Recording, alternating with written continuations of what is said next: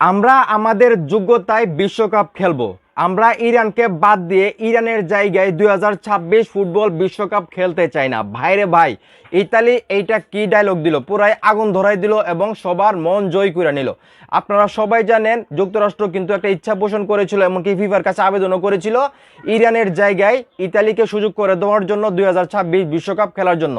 এখন কিন্তু ইতালি থেকে আসলে একটা নিউজ ভাইরাল হচ্ছে বা বলা হচ্ছে ইতালি কিন্তু ডাইরেক্ট ফিফাকে না করে দিয়েছে বা যুক্তরাষ্ট্রকে না করে দিয়েছে, যে তারা বলছে আমরা কোয়ালিফাই করে আমাদের নিজের যোগ্যতায় আমরা যখন বিশ্বকাপ খেলতে পারবো তখনই আমরা বিশ্বকাপ খেলতে যাইব। আমরা ইরানের জায়গায় ইরানকে বাদ দিয়ে 2026 বিশ্বকাপ খেলতে চাই না, আমরা কারো সহানুভূতি চাই না। ভাইরে ভাই, ইতালির এই কথাগুলো কিন্তু, ইতালির অনেক ভক্ত আছে বাংলাদেশে, সারা বিশ্বে ইতালিকে অনেক সাপোর্ট করে, আমরাও অনেক সময় সাপোর্ট করি ইতালিকে। তো সেই জায়গা থেকে ইতালি কিন্তু এখন মানে বাংলাদেশের সাধারণ মানুষের মন আরো জয় করে নিছে। তারা কিন্তু ইচ্ছা করলে কিন্তু পারতো যে ইরানের জায়গায় তারা খেলার জন্য ইচ্ছা প্রকাশ করতে পারতো। যেরকম টি-20 বিশ্বকাপে আপনারা দেখছিলেন বাংলাদেশের জায়গায় স্কটল্যান্ড খেলতে আসছিল, তো সেই ছোট লুকিটা কিন্তু ইতালি করে নাই। ইতালি ইচ্ছা করলে কিন্তু বলতে পারতো যে হ্যাঁ আমরা প্রস্তুত আছি ইরানের জায়গায় খেলার জন্য, যেটা স্কটল্যান্ড করছিল। মানে বাংলাদেশ বলছিল যে আমরা টি-20 বিশ্বকাপ খেলবো না ইন্ডিয়াতে বা ভারতে গিয়ে, তখন কিন্তু স্কটল্যান্ড বলছিল যে আমরা রাজি আছি, বাংলাদেশ না খেলে আমরা খেলবো। তো তারপরে কি ঘটনা ঘটছে সেটা আপনারা সবাই জানেন, এটা নিয়ে কথা বলতে চাই না।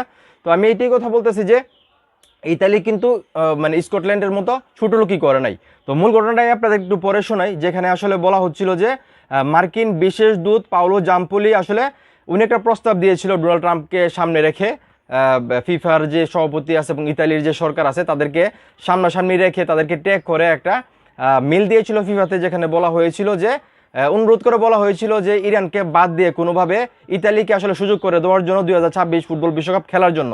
কিন্তু সেটা কিন্তু আসলে ইতালির যে সরকার সেটা কিন্তু তারা নাকচ করে দিছে। তারা বলছে ফিফা যদি তাদেরকে চায়ও খেলানোর জন্য তারপর তারা খেলবে না, এবং ফিফাও কিন্তু সেটার অনুমতি দেয় নাই। তো যেখানে আপনারা সবাই জানেন ইরান কিন্তু আসলে বিশ্বকাপ খেলবে কিনা এটা নিয়ে একটু সন্দেহ ছিল। তারপর কিন্তু ইরান এখন রাজি আছে ফুটবল বিশ্বকাপ খেলার জন্য, যদিও ইরান ফিফার কাছে একটা রিকোয়েস্ট করেছিল যে তাদের যে ম্যাচগুলো আছে যুক্তরাষ্ট্র থেকে সরিয়ে মানে আয়োজক যে দেশ আছে মেক্সিকো সেখানে আসলে ট্রান্সফার করার জন্য বা শিফট করার জন্য, যদিও ফিফা সেটা মানে নাই। তারপরেও কিন্তু ইরান ফুটবল বিশ্বকাপে অংশগ্রহণ করার জন্য রাজি আছে, তারা অবশ্যই অংশগ্রহণ করবে এবং আমার মনে হয় তারা এবার ভালো ফুটবল খেলবে। তো সেইখান থেকে আসলে মার্কিন বিশেষ দূত পাওলো জাম্পোলি যেই পদক্ষেপটা নিয়েছিল বা যে আবেদনটা করছিল ফিফাতে, সেটা কিন্তু গ্রহণযোগ্যতা পায় নাই এবং ইতালি কিন্তু এখন নাকচ করে দিয়েছে যে আমরা ইরানের জায়গায় ফুটবল বিশ্বকাপ খেলবো না। তো সেই জায়গা থেকে কিন্তু কনফার্ম হয়ে গেল ইরানি 2026 ফুটবল বিশ্বকাপ খেলতেছে।